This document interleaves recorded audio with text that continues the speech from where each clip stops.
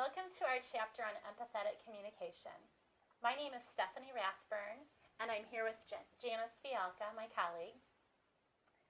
We work with early on training and technical assistance and have been a part of writing the modules for the essentials of early on. We're excited to share this important chapter with you.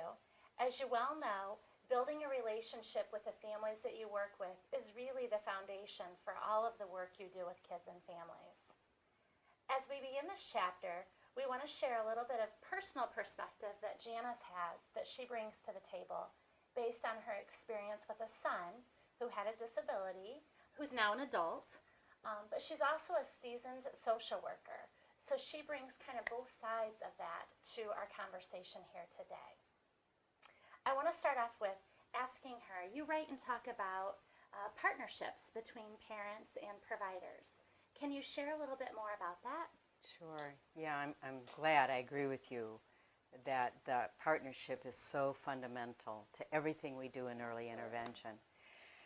Well, when we first learned that our son, Micah, had a disability, we knew that life wasn't going to be exactly the way we thought it would be and that there would be some challenges. What we didn't anticipate is that at times there would be challenges with the partnerships, with all the people who came into our lives. Sometimes more challenging than having a child with a disability. And that really hit me like a ton of bricks, maybe in part because I was a social worker and I was on the other side of that partnership. And so I began this quest to try to understand what complicates and enhances this important partnership. So I went to the dictionary and I looked up the word partners. And the third definition said either of two people dancing together. And that was my aha moment. This dance image really fit for me. Forming partnerships was like a dance, a new dance over and over with every professional that came into our lives. And sometimes in the beginning, my partners and I didn't always glide together so easily. Our conversations or interactions were a little bit stiff or awkward. There were missteps. It was almost like being on a blind date where I wasn't always sure what to say and what was going to be said to me. And occasionally, it was as if we were listening to different music. I had my headphones on listening to the mother's song, and my husband had his headphones on listening to the father's song, and they weren't always the same song. And then there was the speech therapist song and the occupational therapist song and the home visitor song. So there's all these different really priorities and interest and expertise. So occasionally it felt like our toes and our feelings were accidentally stepped on, or we stepped on them as we tried to maneuver around all those unspoken worries. And sometimes I didn't want to dance. So sometimes I wanted all the professionals in my lives because they had wonderful supports and resources and kindness and empathy. And then other times I didn't want them in our lives. So it was what I call the dance of ambivalence. So I think the reminder in all of this is that it's really important for providers to remember to do that basic thing of listening, that a lot of what they have to do is to take off their headphones and put on the headphones of the family members as well. So that's one way that the partnership fit for this whole dance metaphor as well. That makes a lot of sense. Can you think of other ways that parents and providers sometimes are coming from different perspectives? Yeah, I think this issue of choice also plays into it. I didn't choose to be in a partnership with all the professionals that came into my life. It wasn't a chosen partnership. I wasn't always so eager. And when I contrast that with professionals, most professionals made a pretty conscious choice to go into this work. They chose to work with families and children and are eager to share what they know. So using this dance metaphor, one day it struck me that for the professionals, it's like their arms are stretched out and they're eagerly awaiting their new dance partner and saying, come on in, I'm ready. I want to share with you what I know. We have a great team to support you. So there's this desire to be in this partnership.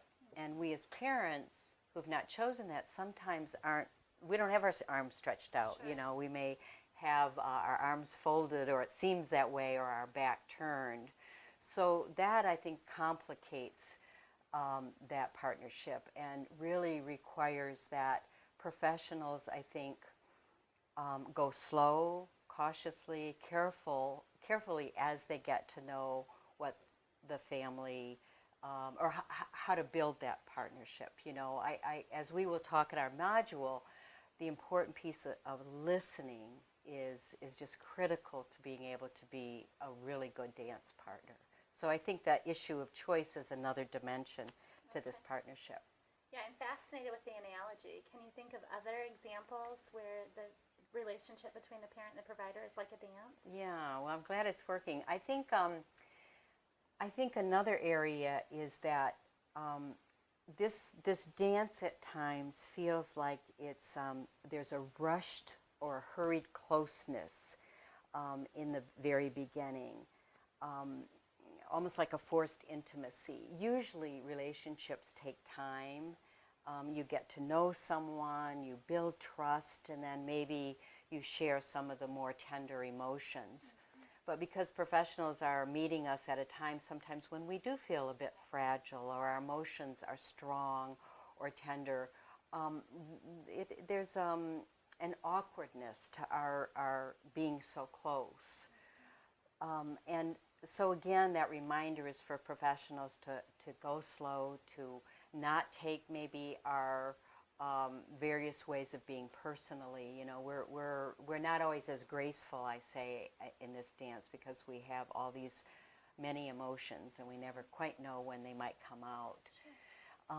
And the reminder, I think, is that there's no instant partnership, that does evolve over time. So I think all of these dimensions to this dance impact our ability to form a partnership. This issue of listening to different music, not always coming at it from the same issues of choice, and having these stronger, tender feelings as well. So, you know, the good news is that strong partnerships do emerge from the work that we do together, and that's so important for the child.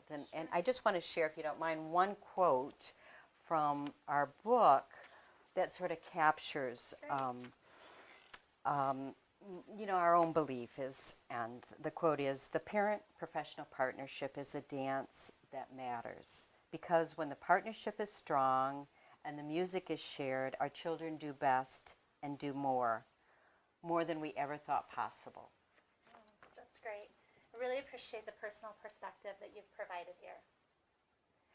In wrapping up this conversation with you, I just want to invite everybody, as you move through this module, to think about how the practice of empathetic communication, home visiting, child development, how all of those things kind of factor in, and they're really the music in the dance between parents and providers. Thank you, Stephanie. Thank you.